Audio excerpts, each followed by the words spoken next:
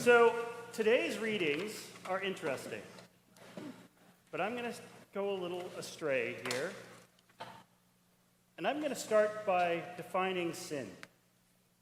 Who's actually opened your Book of Common Prayer to that section, that pesky section in the back, the outline of faith? Okay, thank you, Ryan. Ryan is the only one that admitted it. In our outlines of faith, it says, what is sin? Sin is the seeking of our own will instead of the will of God, thus distorting our relationship with God, with one another, and with other people, and all of creation. So sin is not that thing that you do, but it's a state of being. Sin is when we turn our back on the divine. You know, Karl Rahner is one of my favorite theologians. Even though when I read him, and you've heard me say this before, when I read him, my nose bleeds a little bit because he makes me think so hard. But he's a beautiful theologian. And one of the things that he says about God is this. God is continually communicating God's self to us. God is love, so God is continually communicating love to all of us. That is grace. And when we turn our back on that communication, when we stop listening to that communication, that is sin. And that's when we do all the bad stuff. But it's not the stuff that we do. In the readings today, who's actually read Ecclesiasticus? Not Ecclesiastes, Ecclesiasticus. Oh, two hands, well done. Ecclesiasticus is one of those odd books, and we went round and round this week, making sure that we had the right readings. Because in some people's Bible, it's different translations. It's like in mine, it's called Ecclesiasticus, or the wisdom of Jesus, son of Sirach. Some Bibles it will be called the Ben Sirah. It depends on which translation you have, and it's because it's in the Apocrypha. Now, you might have heard us read from the Apocrypha and not exactly sure what it is, so I'm going to tell you a little bit before we get started. The Apocrypha is a set of readings that didn't quite make it into the canon of the Bible for one reason or another. Now, the Roman Catholic traditions use the Apocrypha, and they use it in differently than we do, though most of the readings are the same. They use it to set some doctrines. In the Anglican tradition, however, and most Protestant traditions, we will use the Apocrypha as wisdom. To tell a story, to get a point across, but maybe not to set doctrine. But I'll tell you what, the reading from Sirach today was pretty good, wasn't it? It was pretty straightforward. The beginning of human pride is to forsake the Lord. The heart has withdrawn from its maker. For the beginning of pride is sin.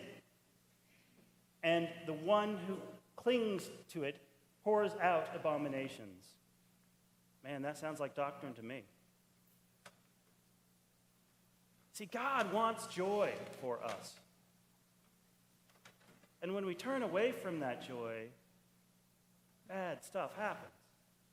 We do abominable things. When we turn away from that communication of God,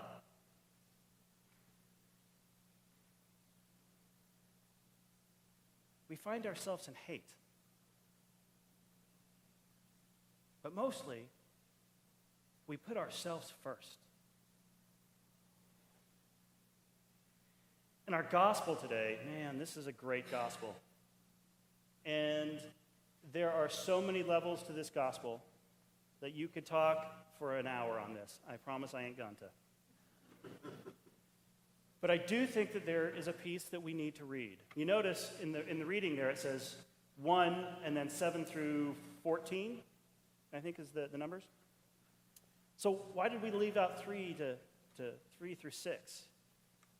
Well, I'm going to read it to you because I think it gives it some meat.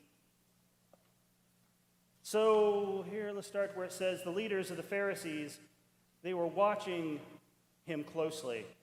Just then in front of him, Jesus, there was a man who had dropsy. It's a disease of swelling.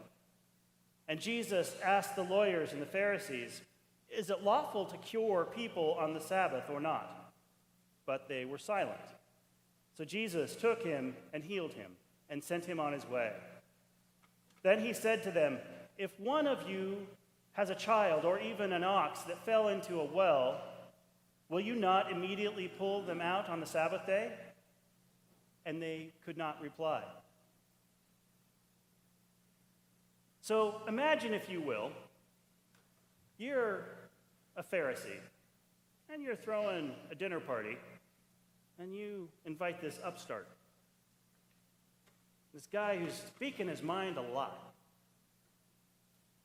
So we have a bad habit of thinking that Pharisees were bad people.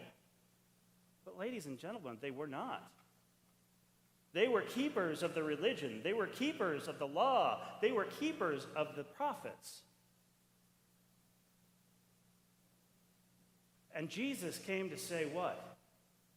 Oh, you're focusing on the wrong things. Because he goes on to say, so if you come into a room and you sit all the way at the front of the center couch, in that place of honor, well, it's kind of embarrassing to get pushed down, right? So start at the bottom and move up, because you're putting yourself at the center. See, Jesus came to teach us a couple of things. He came to teach us a lot of things.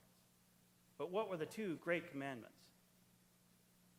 Love your God with all of your heart and all of your soul and all of yourself, and love your neighbor as yourself. And let the rest of it take care of itself. Because that's where we find joy, isn't it? Not in pride. That just gets in our way. It's a stumbling block. When I have pride and I put myself in the center, what happens? I want more, and I want more, and I have to be right. When I've put myself in the center, I can't hear my neighbor's opinion. I can't hear my neighbor's hurt. That's just sin. And that's not how we find joy. Today, when we come to the Eucharistic table, put down that pride, even if it is for this moment. Put it down. Let go of all those things that are getting in the way of that joy that God wants us to experience, to know.